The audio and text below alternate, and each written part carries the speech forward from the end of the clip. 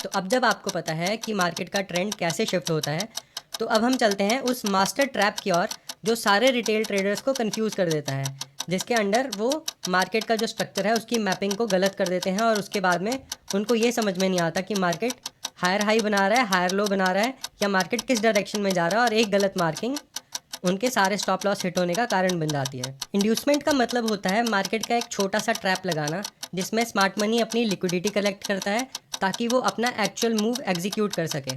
ये मोस्टली कोई भी पॉइंट ऑफ इंटरेस्ट जो होता है उसके लेवल तक आने से थोड़ा पहले का एक स्विंग होता है जो हमारा इंड्यूसमेंट बनता है। अब हम इसको कैसे देख सकते हैं, जैसे मान लीजिए ये एक ट्रेंड है और इसमें यहाँ कोई फेयर वैल्यू गैप या ऑर्डर ब्लॉक था, उसके बारे में मैं आपको आने वाले वीडियोज़ में समझाऊंगा। मान लीजिए ये कोई ऑर्डर ब्लॉक है और इसमें एक फेयर वैल्यू गैप है, तो मार्केट स्मार्ट मनी क्या करेगा, यहाँ से ऊपर जाएगा और यहाँ नीचे आने के बाद में एक स्विंग बनाएगा।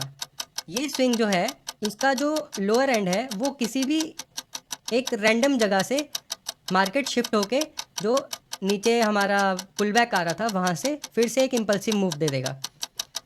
अब इसका कोई सिग्निफिकेंस नहीं है। यहाँ से क्या किया स्मार्ट मनी ने, सबको एक ट्रैप में डाला, सारे रिटेलर्स को, कि यहाँ से मार्केट बाइंग में जा रही है। मार्केट बाइंग में जाती है, उसके बाद में वहाँ से मार्केट डंप हो जाती है। डंप होने के बाद में अब यहाँ से उसने क्या किया, सारे बायर्स को ट्रैप किया। यहाँ से मार्केट ने फिर नीचे का ट्रेंड दिखाना शुरू किया, यहाँ से सारे सेलर्स को ट्रैप किया। यहाँ पे आने के बाद मार्केट ने इन सारे बायर्स का स्टॉप लॉस लिया और उसके बाद में अपने पीओआई में टैप किया। पीओआई में टैप करने के बाद मार्केट वहाँ से फिर ऊपर निकल जाती है और जो वहाँ से सेलर्स उसने बिठाए थे अपने साथ में उन सबका स्टॉप लॉस लेके ऊपर चली जाती है। तो ये होता है इंड्यूसमेंट। जैसे अब हम निफ्टी के चार्ट पे इस आइडियम को देख लेते हैं। आप इस स्विंग लो के बनने का सिग्निफिकेंस देखो, यहाँ से एक स्विंग लो बना लेकिन उसका कोई सिग्निफिकेंस नहीं है। वो पीछे किसी भी दूसरे मेजर लेवल से मार्केट को ऊपर पुश नहीं कर रहा है। स्मार्ट मनी ने धीरे से एक बाइंग दी, यहाँ से सारे रिटेलर उस बाइंग में बैठे, वहाँ से मार्केट सडनली डंप हो गया। डंप होने के बाद क्या हुआ, यहाँ से जितने बायर्स बैठे थे सबका स्टॉप लॉस ले लिया।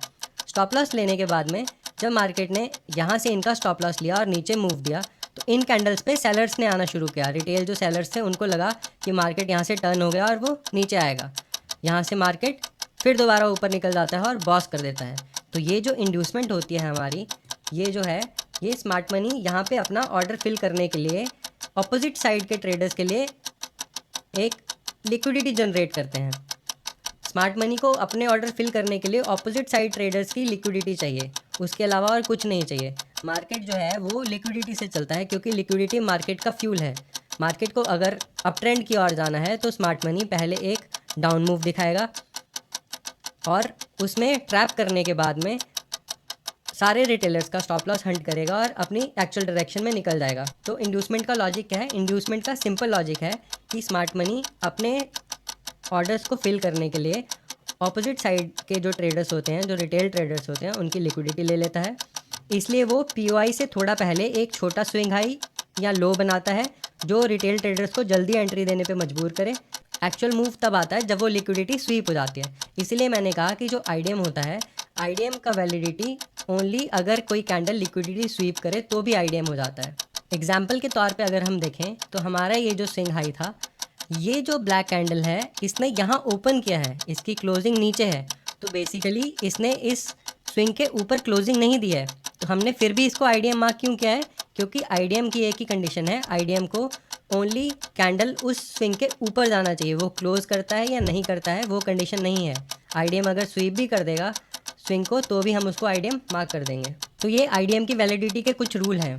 तो आईडीएम की लोकेशन क्या होती है, इंड्यूसमेंट हमेशा किसी strong POI, order block, FVG या सप्लाई डिमांड के पास होता है। यानी कि अगर अप ट्रेंड है तो वो किसी भी पीओआई से थोड़ा ऊपर बनेगा और अगर डाउन ट्रेंड है तो किसी भी पीओआई से थोड़ा नीचे बनेगा, ताकि मार्केट उसके नीचे से मूव करके फिर एक बार ऊपर आए और सबके स्टॉप लॉस हंट करे और फिर अपनी एक्चुअल डायरेक्शन में निकल जाए। सीक्वेंस क्या होता है, इंड्यूसमेंट के बाद ही पीओआई हिट होता है और फिर रिवर्सल आता है। स्विंग क्लैरिटी का मतलब क्या है, स्विंग क्लैरिटी का मतलब है इंड्यूसमेंट एक क्लियर स्विंग पे होना चाहिए। रिटेलर किसी भी मार्केट में कब घुसता है, जब उसको किसी चीज़ का कंफर्मेशन आता है कि यहाँ से मार्केट अब उसकी डायरेक्शन में मूव होगा। अगर इंड्यूसमेंट किसी भी चॉपी स्विंग के ऊपर होगा, कोई ऐसा स्विंग जहाँ पे कि कुछ भी क्लियर नहीं दिख रहा है, तो रिटेलर कंफ्यूज हो जाएगा और वो उस मार्केट में एंटर ही नहीं करेगा। तो अगर स्विंग बहुत ही क्लियर दिख रहा है, कैंडल्स बहुत अच्छी मूव कर रही हैं, तो उसका मतलब क्या है, यहाँ से रिटेलर अट्रैक्ट होगा और उस मार्केट में घुस जाएगा। तो इंड्यूसमेंट में स्विंग क्लैरिटी का होना बहुत ज़रूरी है। नेक्स्ट पॉइंट क्या है, high time frame alignment. Inducement तब सबसे ज़्यादा पावरफुल है जब वो हाई टाइम फ्रेम के बायस के साथ हो। अब मान लो मार्केट अप ट्रेंड में है, तो इंड्यूसमेंट जो है वो कैसे होना चाहिए, जो POI है हमारा वो उस ट्रेंड के नीचे बनना चाहिए।